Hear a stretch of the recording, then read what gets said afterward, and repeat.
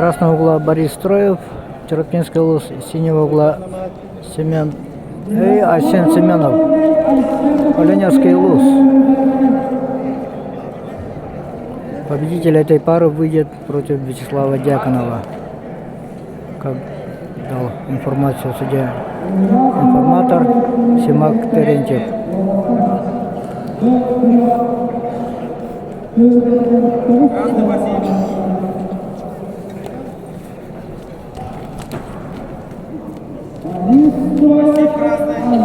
Если на Кубке Федерации Борис Строев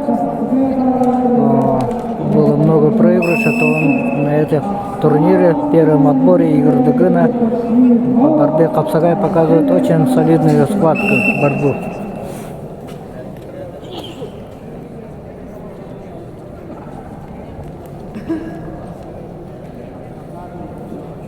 Со счетом 1-0 ведет Арсен Семенов.